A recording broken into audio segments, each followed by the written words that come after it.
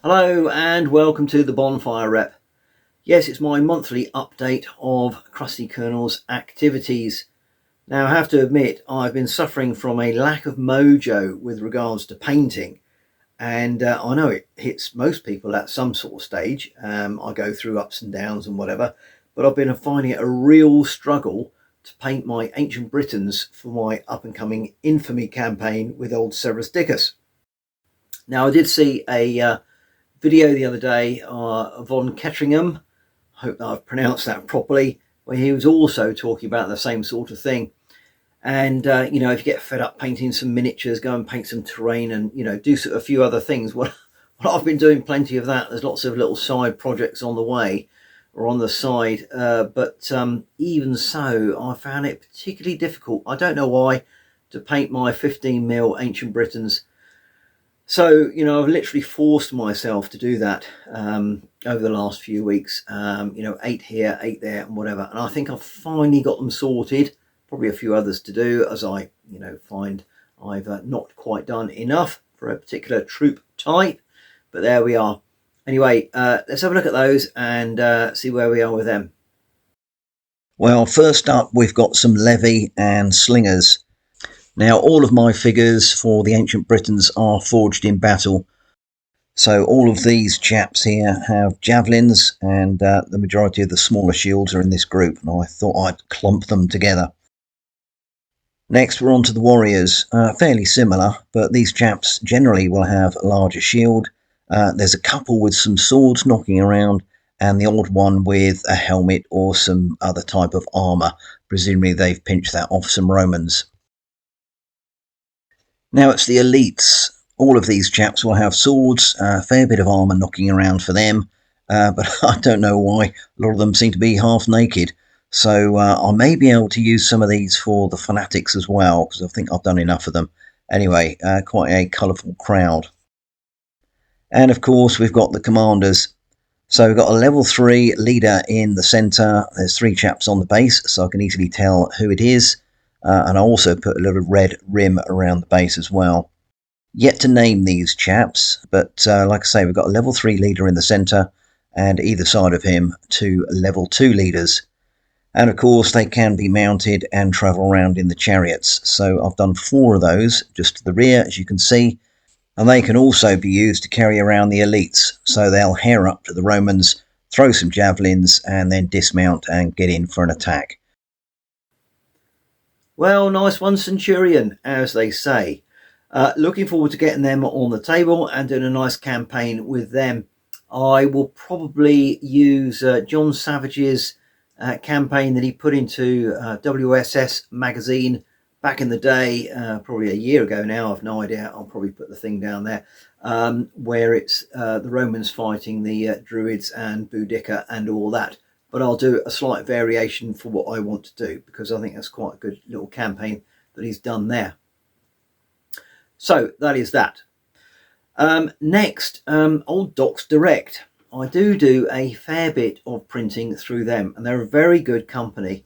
But I think the prices have gone up over the last few months, and yeah, it gets a bit pricey. So you buy your PDF of various rules, generally it's rules, and send it off to them, and they'll send it back very nicely bound and you know, covered with plastic coverings, whatever it may be.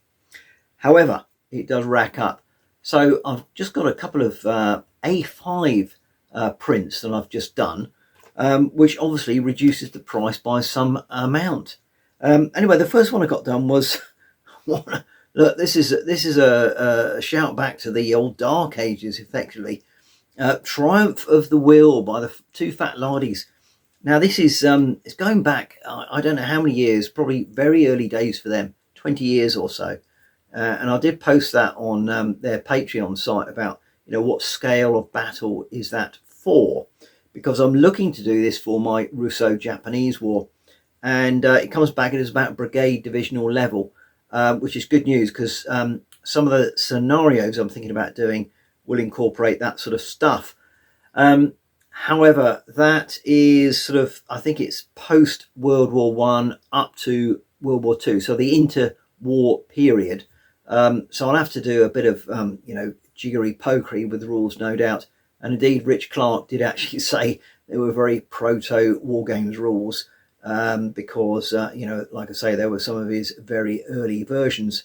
Anyway, so I'll have a look at that and see what I can do. The second one was another A5 with Contraband, which is the Alpha Zona stuff. And I've had the PDF for a while, but just wanted a hard copy of that one. And I am very aware that I need to do some Alpha Zona stuff, or Zona Crusty, as I call it. And, because I do enjoy it as well. Not massively into the sci-fi stuff per se, but it's a good laugh with old Pink Brenda and the gang. Okay. Now, the other thing I saw the other day on YouTube's was Dominion of the Spear. And I thought, what on earth is that? So, quick as you like, I went on Wargames Vault to have a look. And bugger me, there were just loads of these games knocking around for various periods. So I bought a couple. In fact, I bought 3, I think, at the end of the day. And I've played a few solo games and filmed them. And they are really good fun. So simple. And yet, I think somebody said there was something like a bit like chess. But that, takes minutes to play the games. But it's unbelievably very interesting and very satisfying. So there we are. Dominion of the Spear, Dominion of Napoleon Bonaparte, and Dominion of Bismarck, I think I've got so far. And I've done a few videos, and you'll see those over the next few days, if I haven't already published one by the time I'll put this out. And welcome back to part 2. Well, I wasn't going to do a part 2, but actually forgot to show you a couple of things. And I did actually have a very exciting day yesterday from when I'm filming this, and I thought I'd share my experience. So I did discover a place called Entoyment down in an industrial estate in Poole on Britain's south coast. I think it's been open a few months now, but I hadn't really clocked it. I thought it might have been one of these, Chad Warhammer type shops, and indeed there are some Warhammer things there. But anyway, I toddled on down. It's about an hour's drive from me, and well, what an eye-opener. I mean, talk about a kid in a candy store. It was like Tesco's on drugs for wargamers. You see all these stands at the Wargames shows. I mean, there's just row after row after row in this big warehouse. So I spent an hour looking around at all the stuff they've got. They've got sections for modelling, all the paints you can ever want, the tools, the flocks, whatever. They've got rows and rows of things like Warlord Games, Atlantic Games, is it? Warlord Atlantic, Wargames Atlantic, Warhammer, obviously. You name it, they've got it. It's predominantly sort of 28mm type stuff, I guess. There's a few 15mm things knocking around, and very few of other scales. Although I think I did see some 10mm and 6mm stuff there. So absolutely fantastic. They also have a little cafe there, and over one side of this sort of warehouse construction type thing, they've got, I don't know how many 6x4 tables, and they do lots of gaming evenings there, because most days, I think Monday to Friday, it's open until 10 o'clock in the evening. So, I mean, it's not something I would do personally, but I know lots of people are interested in that, and they'll have their Warhammer game fests and other things, no doubt. So, yeah, absolutely thrilled to find something so close to me, and I'll certainly be popping down more than, a few times over the next few months to go and have a little purchase of some goodies. And I have to say, actually, the prices are very reasonable. And I did pick up a couple of packets of things, which I'll show you later, and they compared very favourably to what's online, buying it direct from the manufacturer. So good stuff there. Well done, Entoyment. Right, that is that. The other thing I've been using a lot of recently is Builder's Sand, because I've done a lot of projects related to deserty areas, Egypt for my Silver Bayonet, and more recently some of the old Wild West stuff for What a Cowboy. Let's have a look at what I've been up to for both of those things. Yes, it's more ruins for Egypt and Silver Bayonet. I've been using my failed mouldings here, which is the old polyfiller, broken out of the mould too early, and they're all cracked and whatever. But actually, they do make some good broken up stones. So I've got 6 sections of walls here. I've mounted them on some Daz clay, covered everything in sand, PVA'd it to death, sprayed it, undercoated it, etc. And then a bit of colour on top, bit of wash. And there you go. Hey, presto. A couple of ruins at the back as well. And these are in preparation for the last 3 scenarios in my Lost City Silver Bayonet special set in Egypt. And that'll be coming up as a Christmas special sometime, no doubt. And now we're over to the Wild West for my What a Cowboy project that I've been playing around with for the last few months. These cactuses are lovely. They're from Sabotaged 3D prints, and obviously I've put them on some MDF. Particularly pleased about the rock formations because I bought these I don't know how many years ago when I was doing some old 28mm type stuff, and just repurposed them with a bit of base coat and dry brushing. And hey presto, I've now got some sort of Dakota type terrain. And I've been gradually building Crustyville, mainly with Sarissa 15mm flat pack MDF type stuff. Quite happy with the way they've come out, and of course you can play around with all these sorts of things, making funny things. There's Mr. Wang, the Chinese laundryman, outside the dry goods and clothing. Need to probably get him a proper shop. Big Fanny standing impressive in front of her palace. And old Vern, the vomiter, to one side. He's obviously had too much there. We've got a general store. There's old somebody that could double up as Sweeney Todd, actually. And Molly Lovecombe, she's outside Boobs. Obviously, there's a bit of rivalry between her and old Big Fanny. So, having a lot of fun there. Even Big Ginge is coming out of the bog.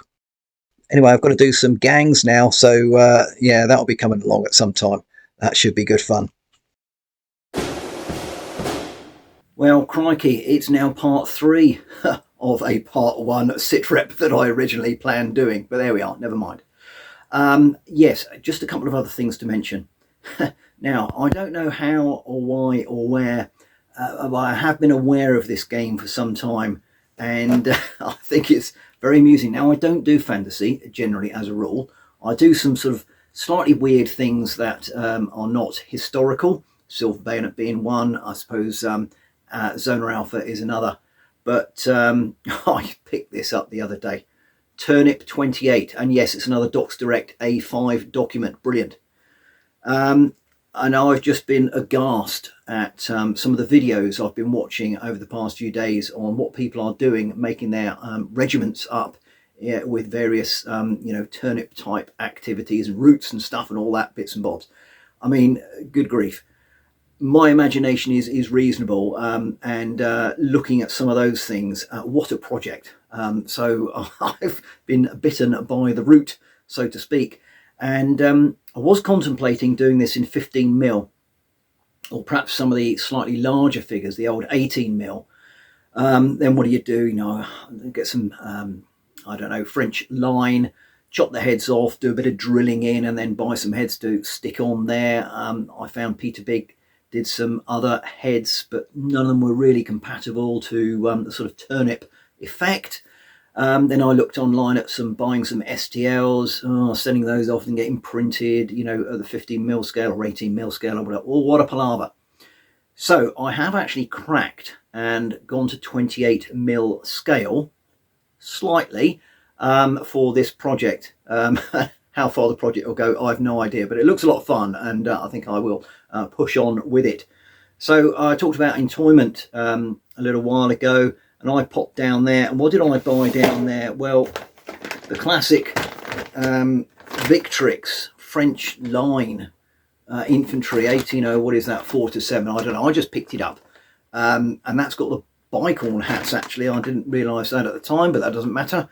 And obviously there is just loads and loads of sprues there to play around with, because if you don't know, Turnip 28 is all about kit bashing. They don't have figures specifically for it.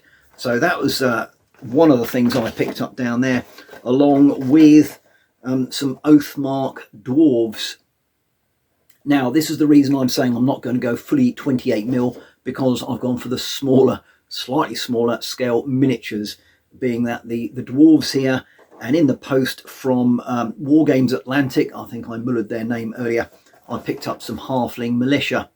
So I'm going for the sort of slightly smaller models rather than the Humans 28mm. Also from Wargames Atlantic, I got some what they call weird war conversions, general accoutrement.